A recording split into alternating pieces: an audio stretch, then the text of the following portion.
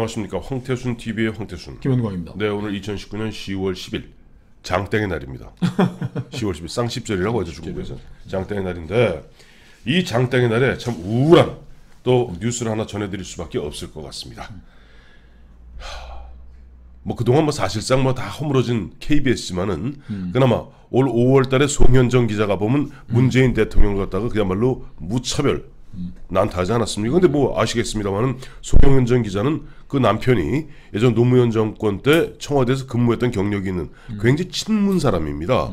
그럼에도 불구하고 기자로서 나름대로 기자로서의 본분을 지키고 물어봤는데 그 당시 흔한 얘기로 문바들이 난리가 났었죠. 그렇죠. 그런데 이제 드디어 우리나라 괴벨스 국가검열관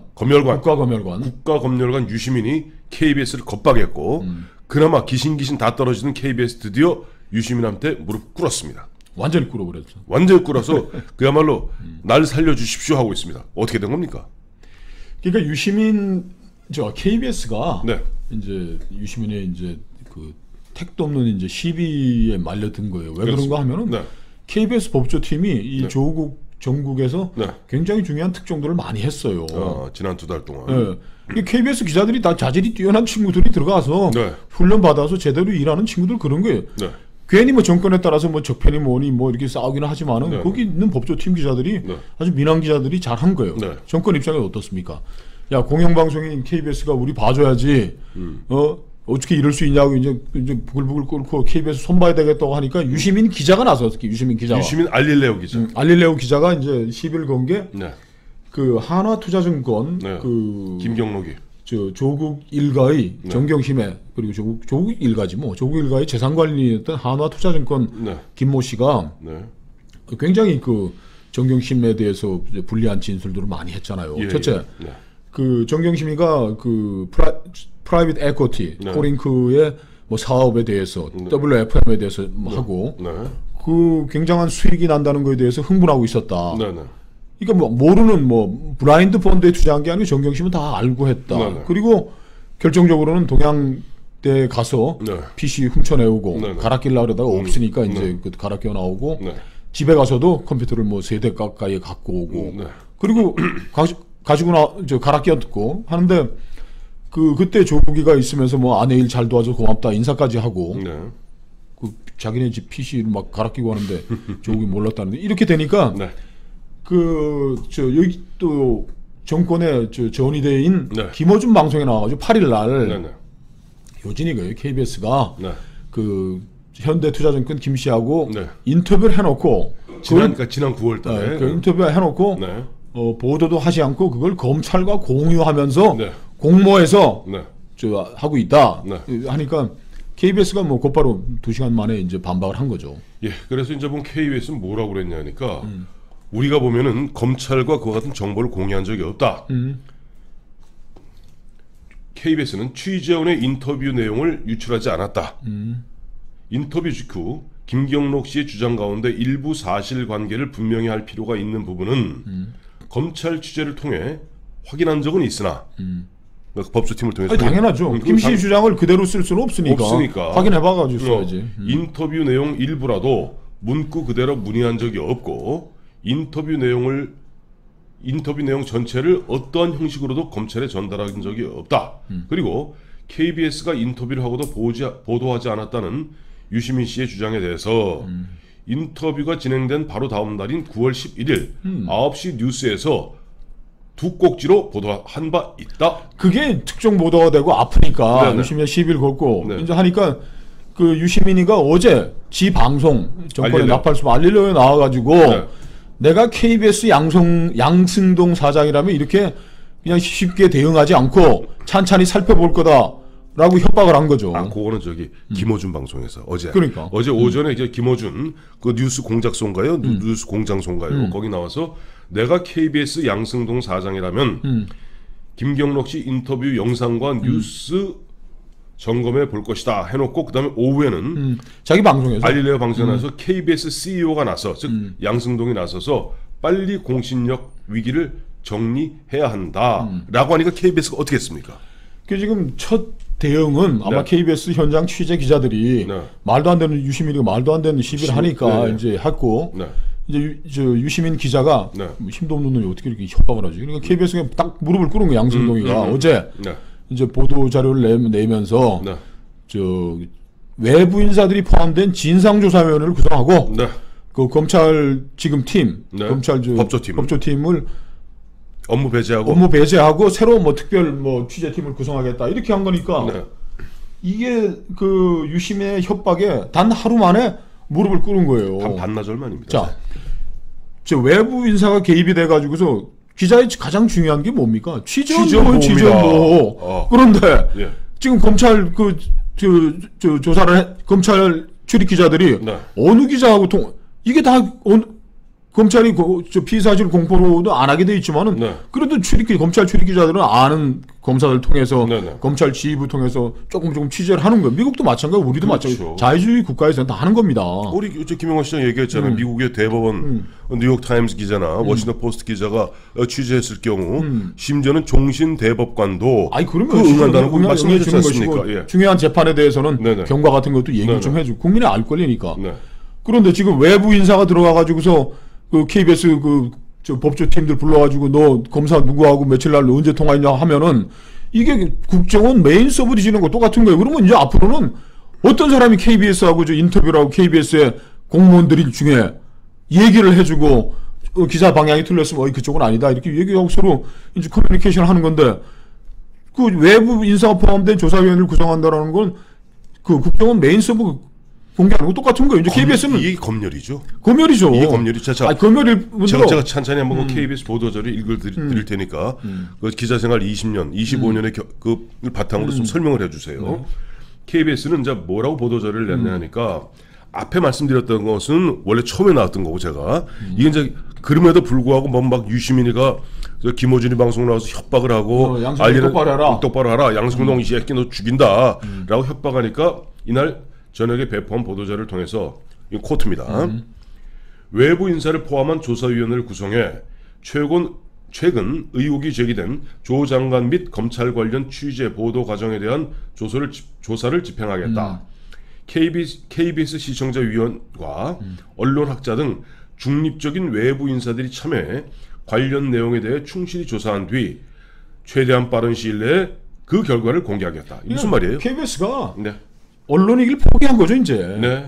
아니 외부에서 유시민이가 시비를 걸었다고 해서 그 시비 걸 때마다 그런 기구들을 만들어가고 기자들 불러다가 야 너 취재 수첩 내놔.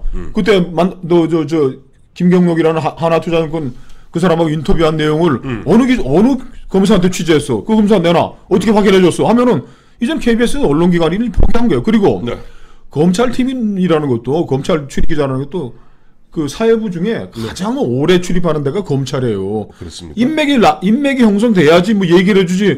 들락날락하고 새로 검찰팀 법조팀 배제하고 네. 새로 검찰 취재팀 만들면은 그 친구도 어디 가서 취재하나 아는 사람도 없는데. 자, 이제 그 대목에서도 이제 KBS 보도 자료를 갖다 곧 이어서 코트로 그대로 말씀드리겠습니다.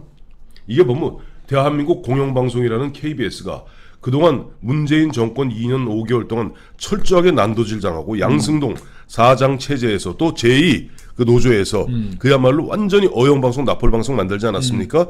그런 건데 마지막 남아있는 양심, 마지막 남아있는 숨결마저도 끊어버리는 이 폭거를 갖다가 유시민 이자가 행한 건데 거기에 보면 양승동은 바로 반나절 만에 무릎을 꿇고 뭐라고 얘기하고 있냐니까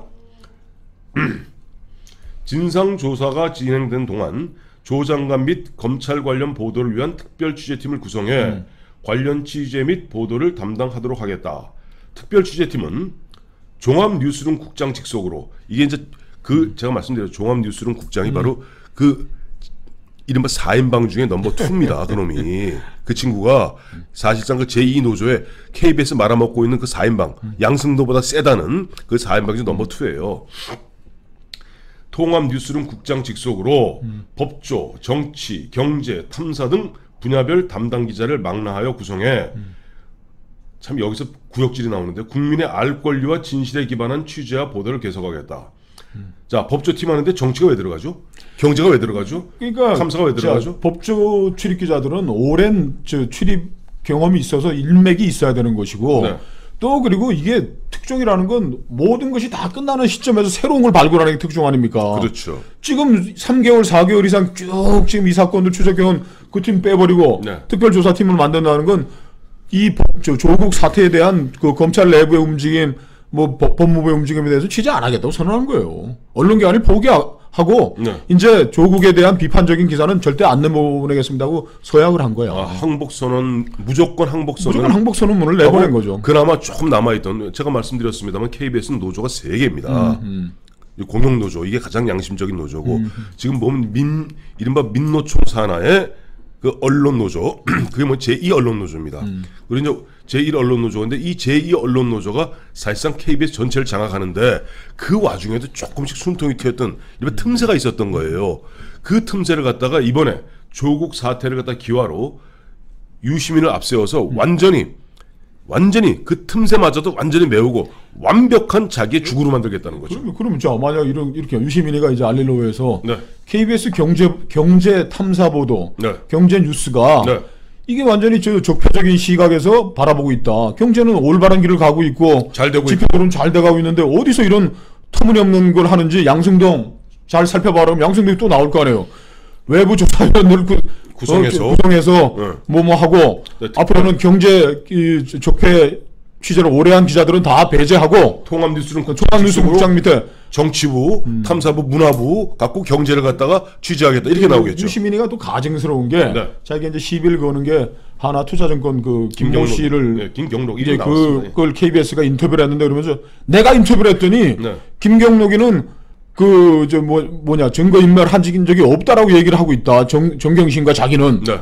근데 그 1시간 다 앞뒤 다 잘라내고 이제 그렇게 주장을 한 거에 나와가지고 2시간 인터뷰를 하고 난 다음에 그걸 20분짜리로 이제 보면 그것도 나흘에 걸쳐서 편집을 해갖고 그다음에 자기 할 때 그거 다 필요한 것만 딱딱 써서 예를 들어서 요렇게 잘라놓으면은 나 김영광 사랑한다가 그러니까 돼요. 유시민이가 이제 그걸 근거로 네. 지가 또 기자라고 하면서 네. 정경심과 이 김 씨는 증거인멸 한 적이 없다 그러는데 이 녹취록이 지금 유시민이가 녹취록을 네. 그 사람한테도 준 거야. 네네. 아니, 당신 얘기한 거 맞냐 그래서 했다고 그 부분을 갖고 있는 걸 동아일보가 또 입수해가지고 했더니 김경록이가 다 인정을 한 거예요. 그 검찰에도 제출했다면서요. 근데 그거 다 잘라버린 거야. 그리고 더 문제는 네.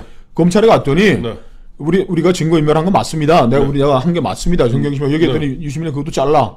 근데 검찰에 갔더니 이거보다 더 중요한 것도 정경심이가 이게 포맷을 했다. 지워버렸는데 이것도 네가 한 거냐라고도 묻더라. 그 얘기도 빼버리고. 정경심이가 코링크에 뭐 15억 5천만 원 투자하면서 네. 이거 해도 좋은지 어떤지 뭐 수익이 많이 난다 그래서인데요. 뭐 좀 불안하지는 않을 거예요. 그래서 하지 말라. 위험하다. 자기 그렇게 얘기했다는 것까지 다 빼버리고 그러니까 이게 엉터리 사실 왜곡을 근거로 해가지고 KBS를 공격하고 KBS 거기 맞대응하는 현장 기자들이겠죠. 송현정 기자 같은 기자들이 택도 없는 소리를 하고 있다 그러는데 다음날 또 유시민 기자가 KBS 양승동이 너 이 새끼 잘해? 그러니까 그냥 그 다음날 항복문서 쓰고 이제 언론 사이를 포기한 거지. 뭐. 검열이 완벽하게 작동하는 거예요. 아까 이제 그 김경록 씨 이제 얘기하시니까 알릴레오. 그분 김경록이 이제 보면 막상 알릴레오가 방송되는 걸 보고 아이고 내 괜히 인터뷰했다라는 얘기했다는데 갑자기 이거 보니까 지금 동양대학교 최성해 총장이 생각이 나요. 지금 뭐 그 양반 완전히 팔다리 부러지고 있죠. 근데 그 최성해 총장 처음에 나왔을 때 유시민이가 최성해 총장한테 전화해서 뭐라고 그랬죠? 기억나세요 혹시? 총장님 제가 큰 그림 하나 보여드릴게요. 요렇게 하면 요렇게 답변하실 거지요? 김경록 이 가증스러운 자가 37살 먹은 그 김경록이 데려놓고 그 요렇게 저렇게 유도신문 걸어서 요렇게 해서 요렇게 저렇게 짜깁기 해서 했는데 검찰에 가서 뭐 증거인멸 안 했다고 얘기하는 게 맞았겠지? 그렇죠. 이렇게 되면 이렇게 되는 거예요. 그래서 이래놓고 짜깁기 해서 이렇게 거짓 바로 유시민의 알릴레오가 대한민국 가짜뉴스 페이크 뉴스의 바로 근원지가 된 겁니다. 그런데 다행스럽게도 김경록이는 그 전체 녹음록 녹취록을 갖다가 검찰에 제출했고 본인도 보면 동아일보 등에다가 보면 나는 사실 이렇게 얘기했는데 이거 말을 앞뒤 자르고 이렇게 저렇게 짜깁게 하고 나를 갖다가 이중적으로 거짓말쟁이를 만들어 이 나쁜 유시민아. 유시민의 자격은 뭐예요? 기자라고 지는 또 기자라고 주장하는데 이게 뭐 정권의 핵심 검열관?